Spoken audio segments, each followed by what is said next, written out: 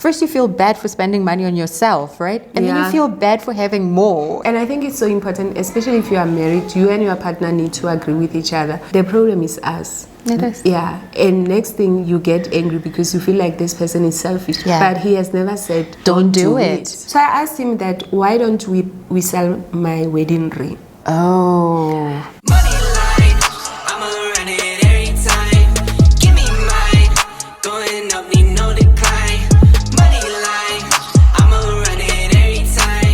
What's up, besties, and welcome back to another episode of Love and Money Talks, a space where we share real life stories about money matters in relationships. So often and so many times we find ourselves in situations where we have to make difficult decisions, whether it's letting go of what you have or, downgrading your lifestyle. Let's be real, it's not always an easy decision to make. One thing that happens a lot with humans in general is that we find ourselves feeling so isolated when we go through stuff because we always assume that we are the only ones going through it. And so we don't share our experiences, we don't talk about our stories. And you know what though? You don't have to. Today's episode, I'm going to be sitting with Joey Dlamini, and Joey's going to be basically telling us a story about how they had to let go of their prized possessions in order to keep her family afloat. And honestly, when I saw her sharing that story in her own personal social media pages, I was blown away purely by the courage that must have taken for her to be able to get to that decision with her husband and, the bravery of it all. Joey is a qualified social worker as well as an author. Yep. She has written a whole book. I'm reading here on her Instagram page. It says, helping you unlearn and build unhealthy connections with self and others. I don't know if you guys have been following Joey Dlamini on her Instagram page. She's very good at sharing hard truths about just motherhood, life, connections, unlearning stuff. And she does it so effortlessly that if you're not following her, I absolutely recommend that you do. Without spoiling the whole episode for you guys, let's rather bring Joey in and let's get the conversation started. Hi Joey, thank you for being here. Thank you for taking the time. I'm very excited to hear your story. But before we dive into the nitty-gritty and the serious stuff, right? Can you please introduce yourself to the besties, all the shameless plugs? Hello everyone, I'm Joey Dlamini. I'm a social worker, qualified social worker, an author, content creator, a mom of 3. I'm a lover of people. I love having deep conversation. That is why I'm here. Yes. I'm an author of a book called The Teen Top 25. It's a book for parents and also for teenagers, but it's for all stages because the lessons, you can apply them from an early age upwards, like goal setting. We are starting them early. Yeah. There's even a lesson about finances because those are some of the things we were never taught. Yeah. We had to learn and unlearn on our own. Yeah. So that is me. The learning and unlearning part, here we are. Yeah. We wouldn't be shooting this if we're not trying to unlearn. So I'm really excited. Your book is on Amazon, right? Yes, it's on Amazon, or you can buy directly from me on my website or on Instagram. Okay. So it's 200 Rand, excluding courier. I'm going to leave all the links in the description box down below, and best believe I'm also getting a book. I'm very excited to read it. I actually really am. On here, we're going to be talking about money, debt, all the fun stuff. I have to say, I watched your video. Yes. You spoke about how you guys had to return your car. Yeah. Right? So that you can keep afloat. Can you tell us a little bit more about that process? Like, how difficult or easy was it? I think it was actually before lockdown. So my husband, he's an entrepreneur. And if you know, the highs are very highs, the low are very low. So I have a 9 to 5 besides everything else I do. Then things were okay, we were surviving. Both of us, we are the firstborn from our families. Ooh, so there is responsibilities. Yeah. And both our parents passed away. So we are the elders. We know that we are supposed to show up for everyone who's behind. Then there came a point where it was like, okay, we are getting letters from the school. Schools, they don't play. They're not forgiving. Yeah. Really, and the worst thing, my son, I remember I was angry with him because he opened the letter. And I'm like, are you Mr. and Mrs. Dlamini? Oh, yes. Yeah. So, but the trauma of him having to read that he's not going to get his report because we need to pay his school fees. And we were having the conversation and he kept on, I know my husband, he will keep on forcing and forcing. So I'm more practical. I'm able to make the hard decisions. It was actually my car. So I was like, no, I'm going to return it. Yeah. At first he was saying, no, we'll make a plan. But at the end, it was choosing between my kids, taking them from the school that they go to, or continuing with the car. It was an easy decision for me. It was like, no, the car must go. Yeah, and the kids can stay in their consistent life that they know. Exactly. Yeah. That was the first one. We accepted it. Then lockdown happened. By then we had 2 cars again. This one was hard for him. It took a lot. I remember we had a conversation after the day they came and they took it. And the guy who came, he was actually surprised. He was like, this is the first time I'm seeing this. Usually we have to pursue people, you know, they avoid our calls. So the fact that you guys are the one who was saying, come and Offering yourselves up.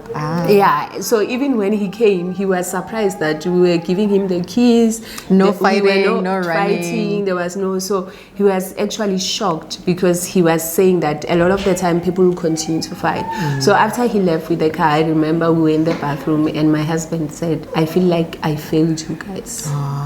That broke me, and I had to remind him that no, you didn't.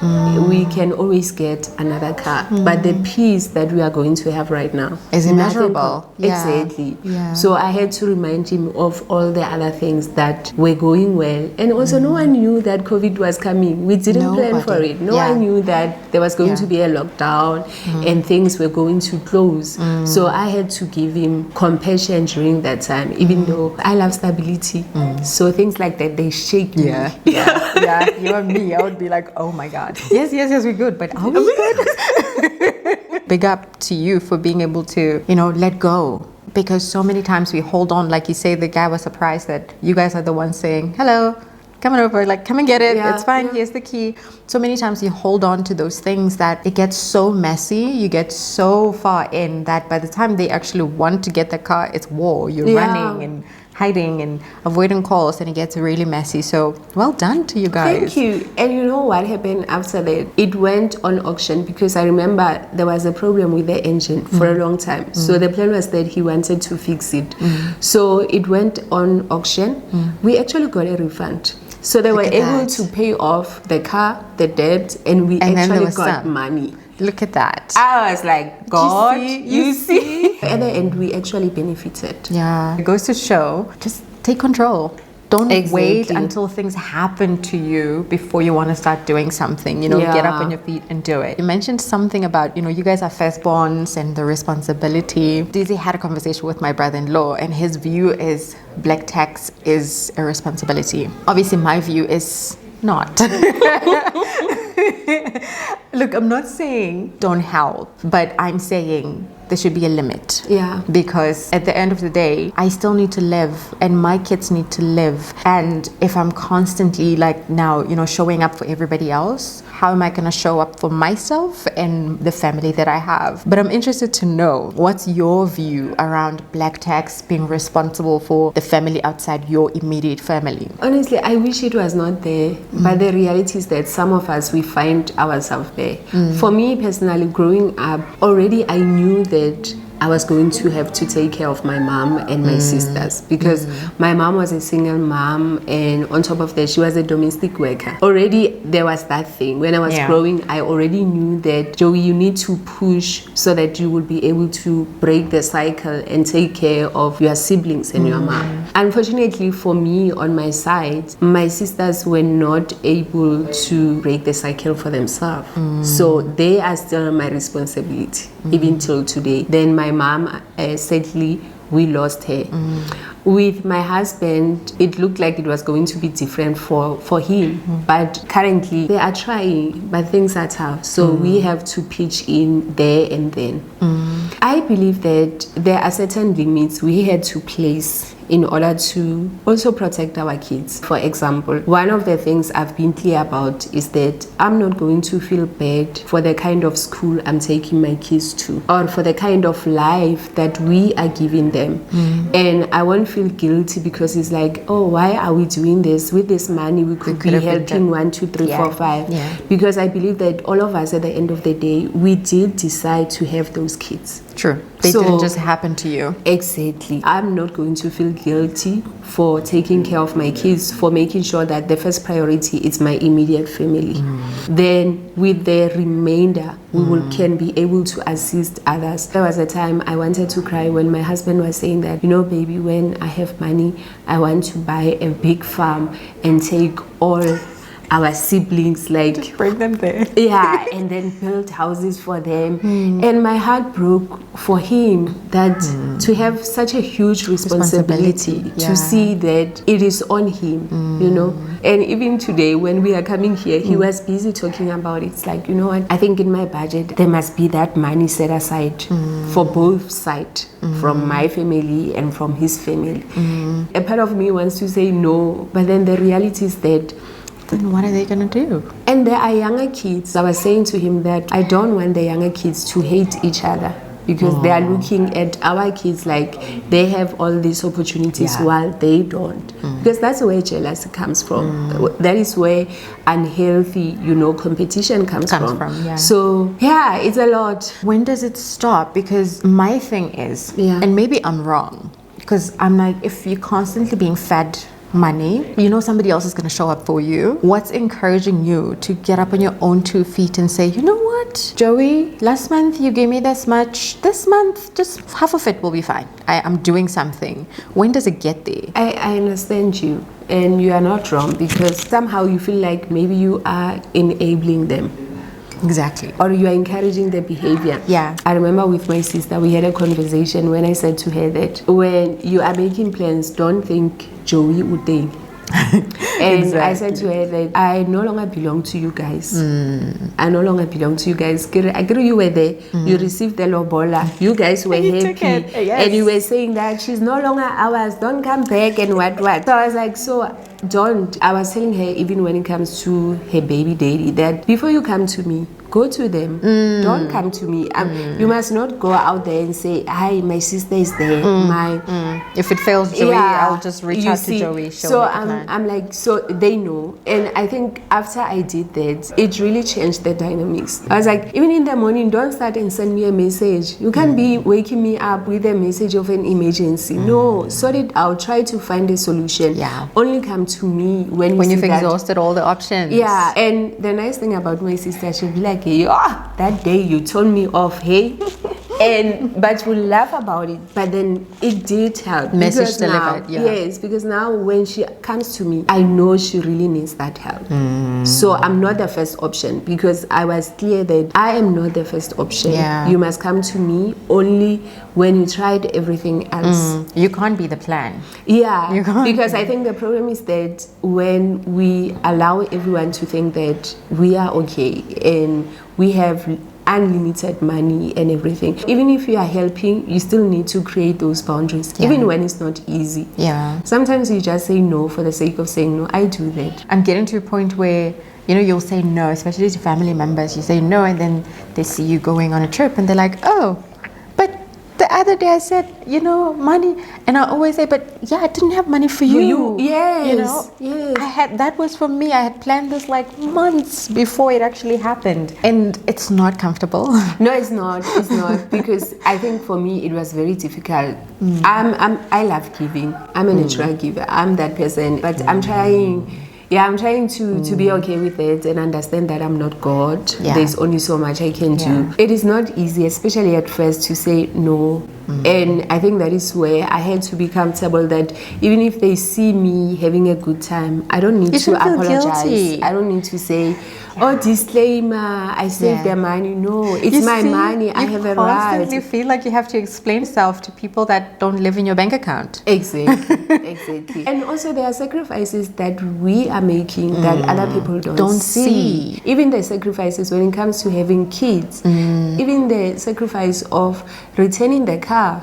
We could have continued, but we had to sacrifice because we understood what we want. It's the same thing when it comes to them, that unfortunately sometimes we can't show up for everyone the way they want to. And I'm okay with it. If I'm able to help, I know I'm going to help. But if I can't, I can't. Then you can't. You're not going to go get a loan to help somebody. One of the things I really struggle with is being a people pleaser. Yeah. So when I say no, even if I say no, but like, it was the money for me and not for you and whatever, I still like lay there in bed thinking, oh my God, I'm such a horrible person. Like, can I not make a plan? It takes a while for me to get out of that to say, no, wait, actually, I did nothing wrong. Yeah, and I think it's so important, especially if you are married, you and your partner need to agree with each other, because it's very unfair if I'm going to say yes to my family, then he's saying no to his family. And a lot of us women, we are very guilty of that. Yeah. Because we will give to our families, but we don't give to our in-laws. And then when your hubby gives to the sisters or the brothers, then it's an issue. Yeah. You but know? now I have a follow-up question. You know, what do? Do you match the amount, or do you like go on some, okay, let's look at the needs, like my family needs more than your family, and so we give my family more than your family a little bit. Like, how do you then navigate that? I think it needs an honest conversation, and you know what is real. I'm going to give an example with me. I've always known that I'm going to take care of my siblings. So when I started dating hubby, I had to be honest about that. That this is my situation. I have sisters, I have my mom, and I'm taking care of them. For him at that time, it wasn't like that. But even when they didn't need to, there's a time we took his grandmother. We stayed with her. I'm the one who said, let's take Gogo so that she can stay with us. Because the other thing, a lot of men, they don't think like us. No. So sometimes you have to be honest, Hori. Are you really for everyone equally? It can't be equal. Yeah. But at least as the woman, sometimes think about your in-laws. Because some of us are just comfortable. As long as I'm taking care of my mom and my siblings, what's happening on the other side? It's a them issue. Yeah. I guess, but also the different dynamics. Yeah. You get families where no matter what you do, the in-laws will just never, ever, ever warm up to you. No matter how nice you try to be, no matter how much groceries you buy for them, they'll just never be nice to you or accept you as part of the family. And then, it ends up being this thing where you're like, okay, you want to be like that? Fine. So I'll just take care of my family and give them whatever they need as and when they need it. But then it brings back the... Yeah, it becomes a bit... Yeah. No, I used to say to my friend that I would rather have a husband who loves me than in-laws who loves me. You know how in marriage our spendings is not the same. So I'm the saver, hubby's the spender. I love what you just said now, you being the saver and him being the spender. It's wow, like my mind is just like, what? Yeah. Because always the other way around. I mean, I'm the spender. And this is but paprika cabbage, we should be fine. And I'm like, yeah, but throw in some chicken in there. There was a time things were bad, the time when we had to return the car and everything. So I asked him that, why don't we sell my wedding ring? Yeah. Oh. Because I said this on my Instagram, that one thing about me, I'm not attached to material things. That they are there, I enjoy them. Fucking wedding ring. No, but I'm like, we can buy it again when things are okay. It's not he was so offended. Till today, he still reminds me that Kana wena.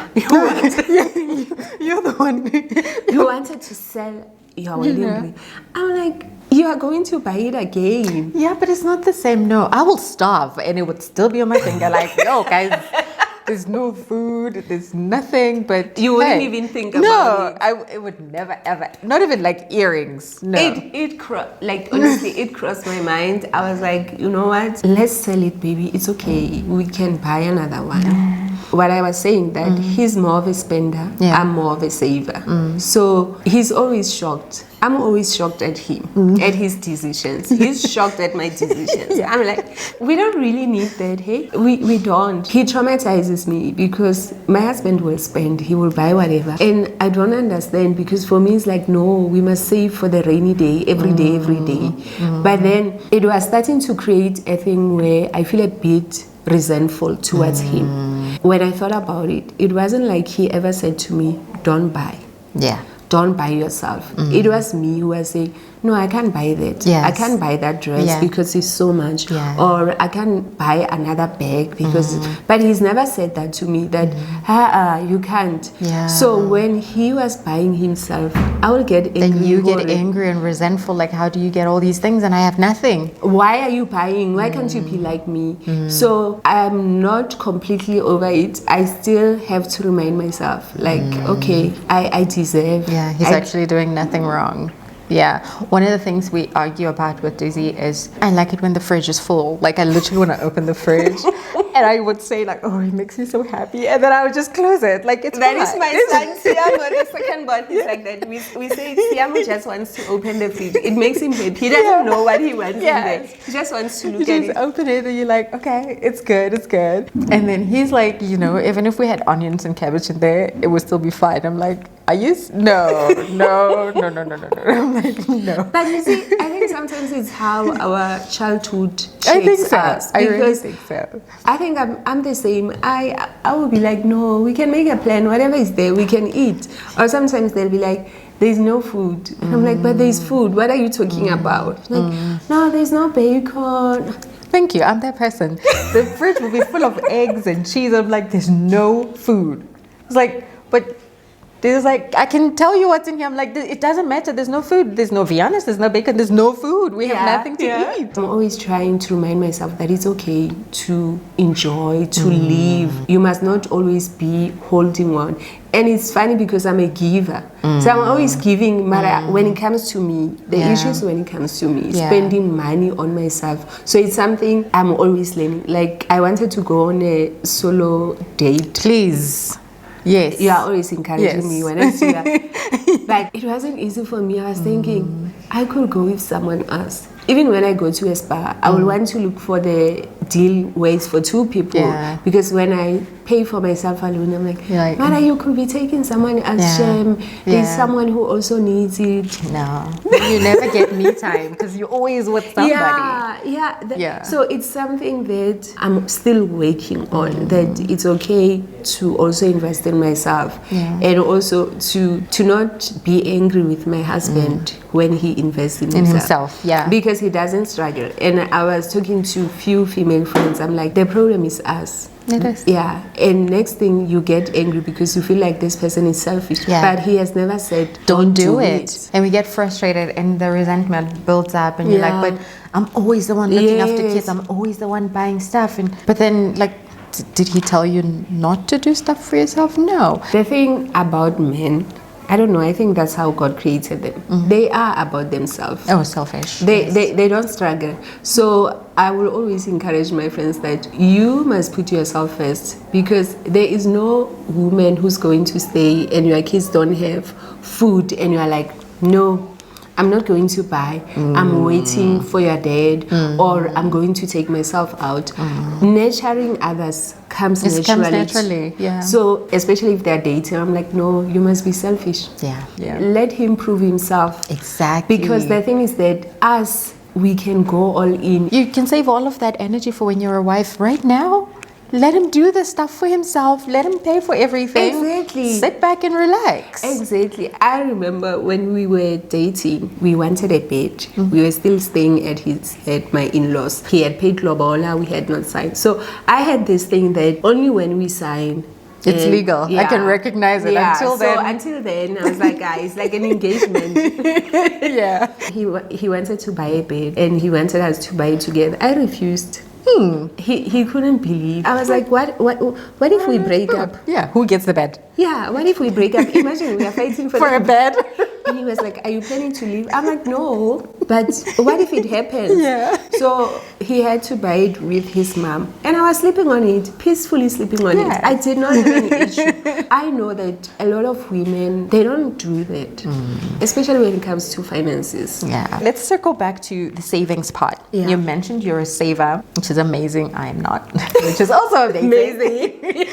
We need the balance. We need the balance. Obviously, you know, there's a spreadsheet somewhere that lets me like buy stuff. But at the same time, how are you doing your savings? Do you have like a savings spreadsheet or like a savings goal? And how are you staying committed? So I have an automated one. I think that's what helps, because you know when money is in, Yeah. For you to take it out, no, it's not easy. Yeah. So I have they go through debit orders, which is fine for me. I'm very disciplined. I even forget about it. Once I know that it's gone, it's gone. Yeah. And I read this book where it was saying that you need to know why are you saving, because sometimes the reason why we end up taking away the money is because you don't really have a goal. You are saving for the sake of saving. So that is why when anything happens, you are like, okay, Ding, on the let me bank. take that money. So for me, because I know why I'm saving, then it makes it easier for me to commit to it, even if things happen. So I had a secret account. Please, I need to know about this. I had a secret account where I would save money. That was more like my emergency, but Habi didn't know about it. So what will happen if he's dry and he says, okay, ish? I'm like, no, it's fine. God forgive me. Yeah. So I will act like I'm borrowing it from someone, so that it can come back. Yes, you know? because otherwise it won't. Exactly. So it was going well until after COVID. I think he figured it out because there was a time we were painting and what, and he was like, one time he said, baby, can you please give me money? I'm like, I don't have money. He says, baby, from the secret account. And I couldn't lie. I just laughed. I was like, okay, you caught me out. Somebody said to me, I need to have my own money. I need to keep my own stash and whatever. In the moment, I was just like, what? What messed up advice is that? It sounds like that. But now when I look at it, I'm like, actually, they're right. I mean, it doesn't mean that you must now watch your husband suffer and say... No, you won't. I think that is why, for me, I don't have an issue with women having secret accounts, because the way we are, we take care of our families. Yeah. If you go to most homes, especially in the olden days, the reason why the homes are standing is because of the women. They have stock files, they have all these saving things. So there is no way that you are going to look at your husband suffering and be like, okay, make a plan. You must the husband provide. Unless you don't love him. Exactly. The only way you can do that. People are different and dynamics of relationships are different. So what works for us, my husband, he's the provider. He loves it. I thank God he loves it because I love it for me too. Yes, girl, it's a soft life. So he is that guy. But then when he needs me, I come through. I wanted us to have a budget. I was like, can we draw a budget? I was like, leave me alone.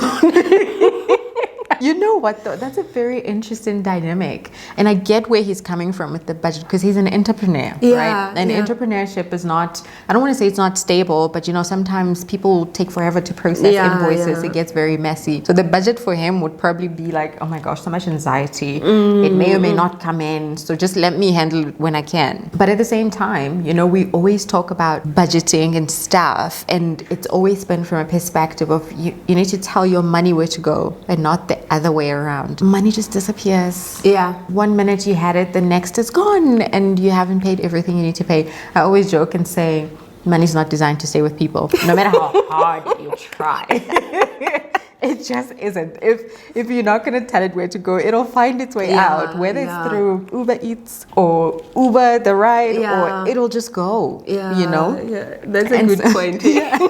And so instead of just sitting there and being angry that, oh my gosh, my money is gone again, rather just put it on a spreadsheet, budget or whatever and keep it there. So you saying you guys don't actually sit and budget, but at the same time everything else is covered for. That's a very interesting. I think I'm the one who has more of a budget than him. I know what needs to happen. He knows, okay, he's supposed to give me so much so that we can pay the people we are supposed to. Then he will pay the school fees directly and everything. So he doesn't have, I do, but it's not written down. I just know what's supposed to happen, then the debit orders and all these things. We are not the same, me and him, when it comes to how we see money. I think I panic, I worry. He's got that thing that at the end it's going to be okay. Work out. It's going to come. Money comes and money, it goes, but it comes. I'm like, I need to know, where does it come from? And when is it coming? What time? And how much? So he believes that, no, it's going to be okay. It's going to work itself out. Did you ever have to bring up the money conversation in your relationship, whether it was after marriage or before you guys got married, and how did that go? I think at the beginning, because he was an entrepreneur from the beginning, so we had to talk about it, but it was like more casual than formal. I'm the one who's more formal, he's the one who's more relaxed. You know, I had to mention the fact that I have to take care of my family, so it means that some of my money has to go. Yeah. So how would you, if somebody's sitting watching this video thinking, wow, I need to bring up this dreaded money conversation in my relationship, what advice would you give them? I think don't overthink it, because sometimes I think we make money look like it's something scary. It is just money. And I think that is how the system is designed. I always complain about this. That is why they hide salaries. We don't know how much everyone gets paid, or even in the influencing thing, we don't know rate cards and all these things. That is how the system is designed, to bring this fear so that we can have those conversations. So you're talking to your person, just say, hey babe, hey, can we please talk about this? I read this book, I'm thinking about it, Fascinating Womanhood.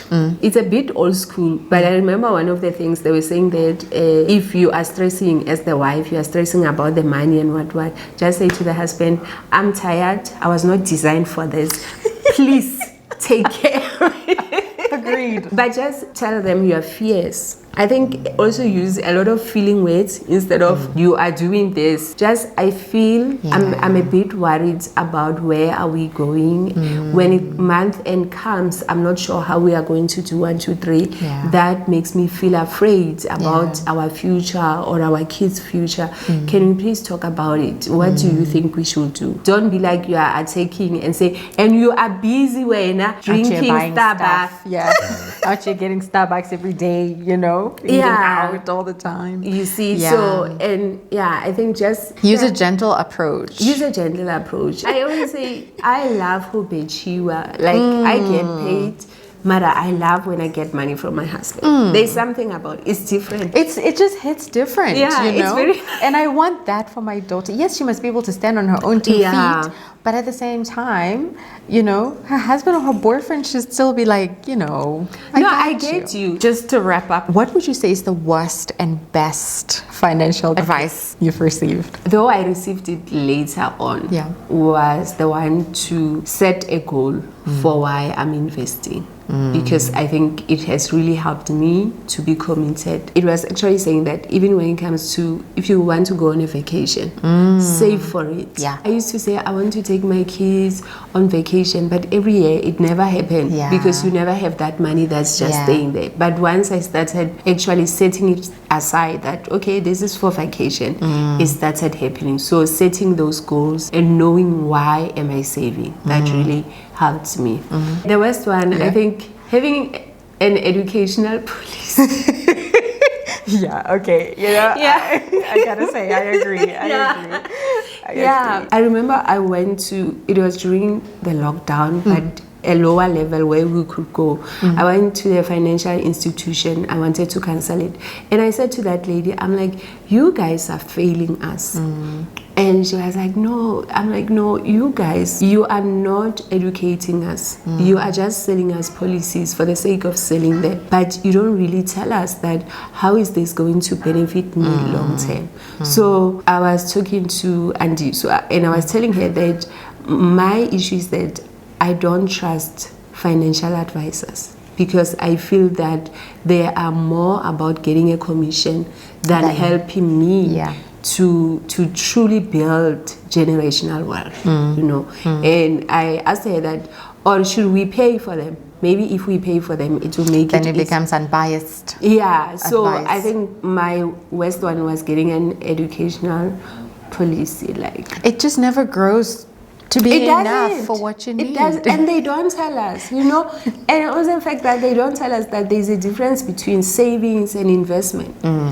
Because for us, you're like, I'm saving. I should be good. One of the things that Refilo mentioned, a private wealth manager, when I had an episode with her, was when you go to a financial institution, never be afraid to ask them, so what do you do? Like, how do you get paid here? Do you get paid from selling personal loans, or do you get paid for opening accounts? Because then the advice they give you, you can be able to say, you know, okay, this one is basically encouraging me to give her commission. Yeah. And this one might work for me. And in the moment I was like, oh my gosh, that's actually so true. How many times have we found ourselves in situations where you are told, get a credit card. Mm-hmm. And then you're like, okay, that's how I built my credit. And you're like, no. And I actually commented on Mapalo's post. I was saying that I would like her one time to talk about this thing of credit score. Does it really apply fairly?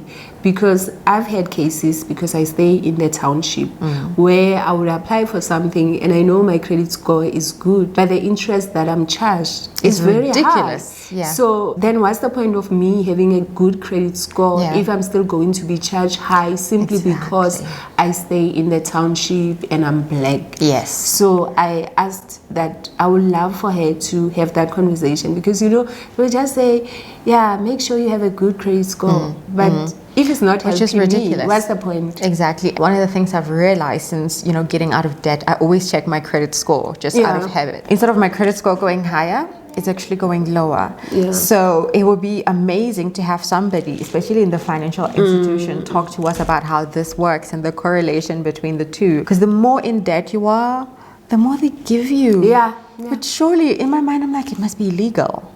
No, it's not. It's the way the system is configured. I actually talked about how when we wanted a house, we couldn't qualify.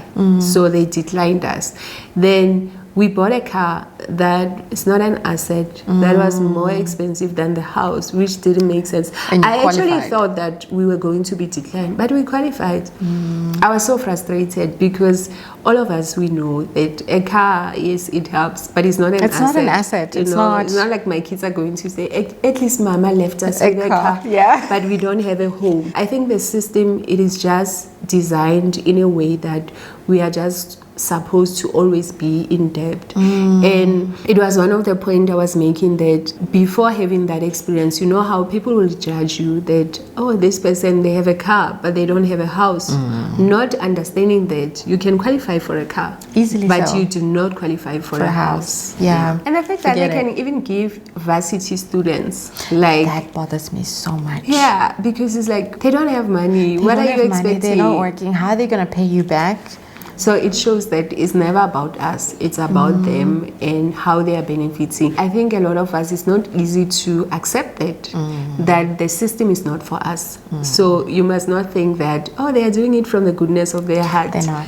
Yeah. No, they really are not. I think it's also hard. I mean, our parents had the hard life, and we try so hard to convince ourselves that we're in the softer part of life. And if somebody says yes to you, you're like, you see what I mean? But the thing is, they don't tell you that this small yes is going to give you so many no's in the future that you're going to look back and think, I shouldn't have done that. That is so true. And it's going to be too late. I will check interest, I'll check the fees that they are charging you, all these extra things. And I'll be like, no, the minimum payment is actually not covering it. So I need to pay more. But a lot of us, we don't go that deep. No. If they say you are paying 500, like, oh, You're like, cool, I'll pay 500. Yeah. And it makes a difference. Every time I have a debt that I need to pay, I always pay extra. Like if it's 200, 500, whatever. It goes a long way. Yeah, then there was this time, this one, they were like, no, you need to physically come to the bank. I'm like, that's crazy. Obviously, it shows that you don't want me to pay it off. Because why should I come to the bank when there's EFT services?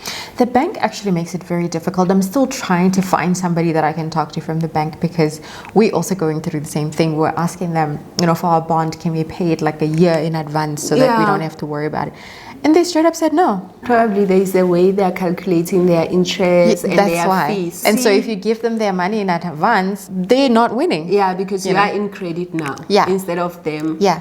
And then they're not getting what they want from you, which is very frustrating. And somebody needs to tell us the truth so that we all know. And that is why it's so important for us to have these conversations. Because imagine if we are hiding all this information just by talking about these things. Someone out there is going to be like, oh, actually, can I ask that? Because a lot of us, I think, especially as Black people, we were so afraid to ask questions. We don't want to seem difficult. We don't want people to feel like, why are you being impossible? The reason we don't have generational wealth as Black people is because we don't talk about money. Yeah. even when we have a company, you don't tell your kids, you don't teach them, like you don't say, okay, this is how we are making money, this is the money that comes in, because a lot of us, we are afraid that, if I tell them, they will want more or whatever. But instead of, or they say I'm bragging, or instead of teaching them, then next thing, unfortunately, you pass away. The business ends with you because the knowledge was not passed down. And also we need to be comfortable with wanting more. There's nothing wrong with wanting more. We've put this narrative that if you want more, you're greedy. Like, oh, but Joey, you have money. Why do you want more? No, that is so true. You need to be comfortable with wanting more for your kids, for their kids, and their kids, and it should be okay. Like, if I wake up today, I'm like, I won the lotto, but you know what? I'm still going to work because I still need money. It should be okay, but we black people make it so uncomfortable. As soon as you hit it big, we just like, oh, Marijobi, you're fine, Mus. Why do you still want more? Stop being greedy. No, but you are so right. And we don't even trust. When I see you doing well, I'm like, how are they doing well? Exactly. Where are they getting their money? Exactly. Maybe there's some African magic happening. How are we going to be successful if when you see someone else, you think they are fake? You are not trusting them. So it means you are not going to get it because you think there is something wrong. We need to be comfortable with wanting more.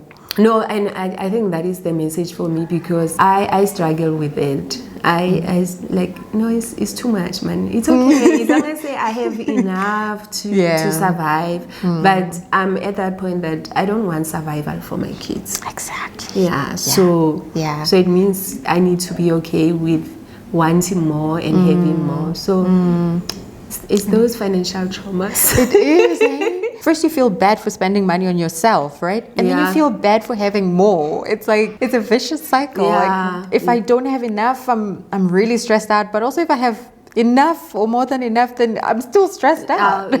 We are afraid that when you have too much, now everyone is relying on you. That's also exhausting. So sometimes it's like, I just want enough for me and my immediate family. So no one comes and bothers me. Do it in silence. Have more than enough in silence and just still be you, but unapologetic as well. If you want to get yourself, I don't know, go to the Bahamas for whatever, go.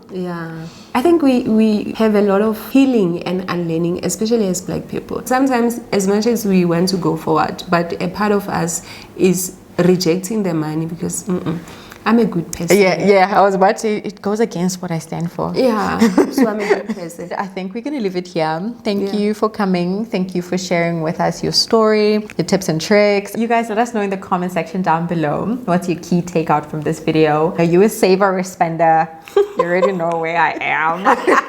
You know where she is. It would be a very interesting dynamic if we were to spend a weekend in one house. Your family and my family. Wow. I can see it. But that's going to be it for today. I hope you guys enjoyed, and we'll see you besties in the next episode. Bye, besties.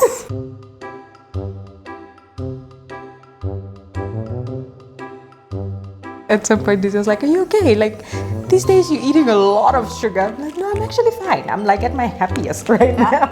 I don't want to look back and say, oh, I should have had that slice of cake. I think for me, it's better. Like, I can do without sweets, especially if I don't see them. So when they are here, the problem is when they are here. Then I'll be like, okay, let me have one. I want it. Okay, let me go back. I'm like, where are we gonna go? We couldn't even ask questions. So they are able to ask questions. So I still get offended though when kids say no to me. I'm just like, you say no to me? I think I'm better now. I'm used to it. Close the door, please. I'm gonna be drinking my tea, so you wanna grab your tea. It was actually nice and toasty. It is cold up in here. Are you ready? Yes. A little bit this way. You see why I said you guys are finicky? I would be. My son said that people need to get over themselves. Like, Mom, you are starting out. I'm not an editor. I'm learning. You are also starting. So they can't expect perfection. We are learning. So they need to get over themselves, get the message. So I was like, yo, Kili 2000. Yes, it's not I showed me. them my 2000. They will tell you like it is, and then you're the one in the corner going, I'm sorry about this. It's not me.